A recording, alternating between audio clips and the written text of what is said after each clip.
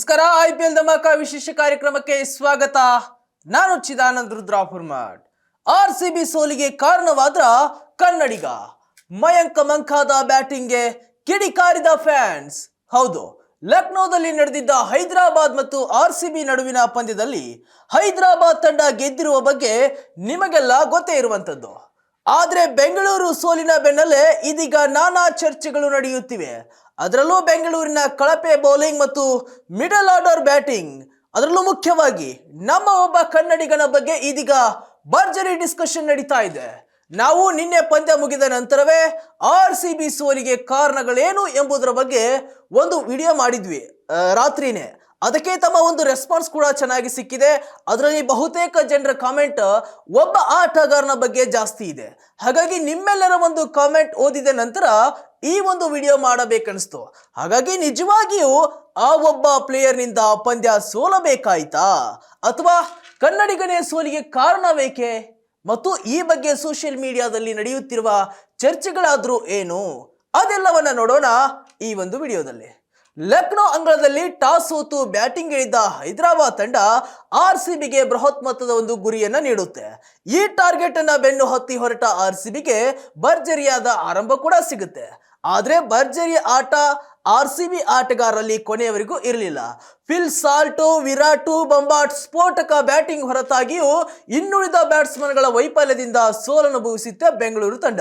ಆದರೆ ಒಂದು ಹಂತದಲ್ಲಿ 15.3 ಓವರ್ಗಳವರೆಗೆ ಪಂದ್ಯವು RCB ಪರವಾಗಿಯೇ ಇರುತ್ತೆ. ಆದರೆ ಸನ್ ರೈಸರ್ಸ್ ಹೈದರಾಬಾದ್ ತಂಡದ ಗೆಲುವು ಕೇವಲ 5 ಎಸೆತಗಳಲ್ಲಿ ಖಚಿತವಾಗುತ್ತೆ. ಈ 5 ಎಸೆತಗಳಲ್ಲಿ ಹೈದರಾಬಾದ್ ತಂಡ 3 RCB ಬ್ಯಾಟ್ಸ್ಮನ್ಗಳನ್ನ ಔಟ್ ಮಾಡುತ್ತೆ. 16ನೇ ಓವರ್ನ 4ನೇ ಎಸೆತದಲ್ಲಿ ರಜತ್ ಪಾಟಿದಾರ್ ರನ್ಔಟ್ ಆಗ್ತಾರೆ. ಅದೇ ಓವರ್ನ ಕೊನೆಯ ಎಸೆತದಲ್ಲಿ ಸ್ಫೋಟಕ ರೋಮ್ಯಾರಿಯಾ ಶೆಪರ್ಡ್ 0 ಸುತ್ತಿ ನಿರ್ಗಮಿಸ್ತಾರೆ. ಮಾಲಿಂಗ ಬೌಲಿಂಗ್ ನಲ್ಲಿ ಅವರಿಗೆ ಕ್ಯಾಚ್ ನೀಡಿ ಔಟ್ ಆಗ್ತಾರೆ. 17ನೇ ಓವರ್ನ 2ನೇ ಎಸೆತದಲ್ಲಿ ನಾಯಕ ಜಿತೇಶ್ ಶರ್ಮಾ ಕೂಡ ಔಟ್ ಆಗ್ತಾರೆ. ಜಯದೇವ್ ಉನಾದ್ಕಟ್ ಅವರ ವಿಕೆಟ್ ಕಿತ್ತಾರೆ. ಸತತವಾಗಿ ವಿಕೆಟ್ ಕಳೆದುಕೊಂಡಿದ್ದು ಬೆಂಗಳೂರಿನ ತಂಡಕ್ಕೆ ದೊಡ್ಡ ಹಿನ್ನಡೆಯಾಗುತ್ತೆ. ಇದು SRH ಗೆಲುವಿನ ಹಾದಿಯನ್ನ ಸುಗಮಗೊಳಿಸುತ್ತೆ. ಹೀಗೆ ಒಂದು ರೀತಿಯ ಹೈದರಾಬಾದ್ ಗೆಲುವಿಗೆ ಟರ್ನಿಂಗ್ ಪಾಯಿಂಟ್ ಆಗಿದ್ದೆಲ್ಲಿ ಎಂದು ನೋಡಿದ್ರೆ ಇತ್ತ RCB ಸೋಲಿಗೆ ಮತ್ತೊಂದಿಷ್ಟು ಮುಖ್ಯವಾದ ಕಾರಣಗಳು ಕೂಡ ತುಂಬಾ ನಾನಾ ಚರ್ಚೆಗಳನ್ನ ಹುಟ್ಟು ಹಾಕಿದೆ. ವಿರಾಟ್ ಔಟ್ ಆದ ನಂತರ ಬ್ಯಾಟಿಂಗ್ ಇಳಿದಿದ್ದು ನಮ್ಮ ಕನ್ನಡಿಗ ಮಯಾಂಕ್ ಅಗರ್ವಾಲ್ ನಮ್ಮ ಮತ್ತೊಬ್ಬ ಕನ್ನಡದ ಬ್ಯಾಟ್ಸ್ಮನ್ ದೇವದತ್ ಪಡಿಕ್ಕಲ್ ಅವರ ಇಂಜುರಿಯ ಕಾರಣದಿಂದ ಬೆಂಗಳೂರು ತಂಡವನ್ನ ಕೂಡಿಕೊಂಡಿದ್ರು. ಇವರ ಮೇಲೆ ತುಂಬಾನೇ ನಿರೀಕ್ಷೆ ಕೂಡ ಇಟ್ಟುಕೊಳ್ಳಲಾಗಿತ್ತು. DDP ಸ್ಥಾನವನ್ನ ಮಯಾಂಕ್ ತುಂಬಬಲ್ಲರು ಎಂದು ಹೇಳಲಾಗುತ್ತಿತ್ತು. ಇವರ ಒಂದು ಆಟವನ್ನ ನೋಡಲು ಅನೇಕ RCB ಅಭಿಮಾನಿಗಳು ಕಾತುರದಿಂದ ಕಾಯ್ತಾ ಇದ್ರು. ಆದ್ರೆ ಆ ಎಲ್ಲ ಆಸೆಗೆ ತಣ್ಣೀರು ಎರಚಿದ್ದು ಮಯಾಂಕ್ ಅಗರ್ವಾಲ್. ಅದು ಒಂದು ತಂಡ ಬಿಗ್ ಟಾರ್ಗೆಟ್ ಬೆನ್ನತ್ತಿದಾಗ ಯಾವ ರೀತಿ ಇನ್ನಿಂಗ್ಸ್ ಕಟ್ಟಬೇಕು ಎಂಬುದರ ಬಗ್ಗೆ ಮಯಾಂಕ್ ಯೋಚಿಸಬೇಕಿತ್ತು. ಮತ್ತು ಇವರು ಮೊನ್ನೆ IPL ಪಂದ್ಯವನ್ನು ಆಡುತ್ತಿಲ್ಲ. Chris Gayle, ABD, Dilshan, Daniel ವೆಟ್ಟೋರಿಯಂತಹ ಆಟಗಾರರ ಜೊತೆಗೆ IPL ಆಡಿರುವಂತವರು ಮಯಾಂಕ್. ಇಂತಹ ಅನುಭವ ಇದ್ರೂ ಕೂಡ ತುಂಬಾ ಲೇಜಿ ಬ್ಯಾಟಿಂಗ್ ಆಡಿ ಈಸಿ ಕ್ಯಾಚ್ ಕೊಟ್ಟು ಹೊರ ನಡೆಯುತ್ತಾರೆ ಅಗರ್ವಾಲ್.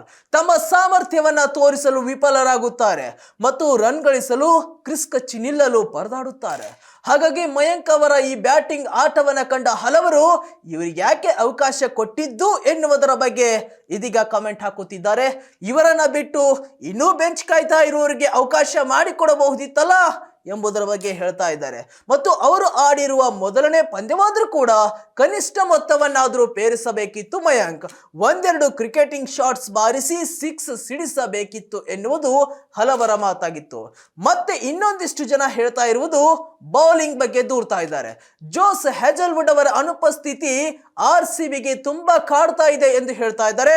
ಮತ್ತು ಮಿಡಲ್ ಆರ್ಡರ್ ಬ್ಯಾಟಿಂಗ್ ಬಗ್ಗೆ, ಮುಖ್ಯವಾಗಿ ರಜತ್ ಪಾಟಿದಾರ್ ಅವರ ಸ್ಲೋ ಇನ್ನಿಂಗ್ಸ್ ಬಗ್ಗೆಯೂ ಮಾತನಾಡ್ತಾ ಇದ್ದಾರೆ.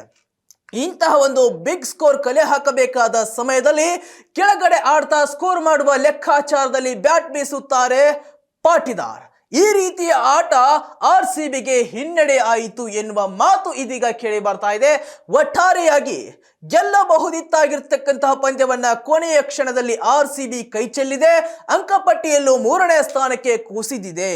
ಆದರೆ ಮೊದಲೆರಡು ಸ್ಥಾನ ಪಡೆಯಬೇಕೆಂದ್ರೆ ತನ್ನ ಕೊನೆಯ ಪಂದ್ಯವನ್ನ ಗೆಲ್ಲಬೇಕು ಮತ್ತು ಉಳಿದ ಗುಜರಾತ್, ಪಂಜಾಬ್ ತಂಡಗಳ ಸೋಲಿಗೆ ಪ್ರಾರ್ಥಿಸಬೇಕಷ್ಟೇ. RCB ಅಂಕಪಟ್ಟಿಯಲ್ಲಿ ಎಷ್ಟನೇ ಸ್ಥಾನದಲ್ಲಿ ಬರಬಹುದು ಎನ್ನುವುದರ ಬಗ್ಗೆ ಮತ್ತು ಹೈದರಾಬಾದ್ ವಿರುದ್ಧ RCB ಮಾಡಿರುವ ತಪ್ಪೇನು ಮತ್ತು ಅದನ್ನ ಮುಂದಿನ ಪಂದ್ಯದಲ್ಲಿ ಯಾವ ರೀತಿ ಸಮಸ್ಯೆ ಬಗೆಹರಿಸಿಕೊಳ್ಳಬೇಕು RCB ಎಂಬುದರ ಬಗ್ಗೆ ನೀವೇ ಕಾಮೆಂಟ್ ಮಾಡುವ ಮೂಲಕ ತಿಳಿಸಿ ಅಂತ ಹೇಳ್ತಾ, ಇದಾಗಿತ್ತು ಇವತ್ತಿನ IPL ಧಮಾಕಾದ ವಿಶೇಷ ಸ್ಟೋರಿ. ಮತ್ತಷ್ಟು ಕ್ರಿಕೆಟ್ನ ಸುದ್ದಿಗಳಿಗಾಗಿ, IPLನ ಇಂಟ್ರೆಸ್ಟಿಂಗ್ ಸುದ್ದಿಗಳಿಗಾಗಿ ನೀವು ನೋಡ್ತಾ ಇರಿ ವಿಶ್ವವಾಣಿಯ IPL ಧಮಾಕ ವಿಶೇಷ ಕಾರ್ಯಕ್ರಮವನ್ನ. ನಮಸ್ಕಾರ.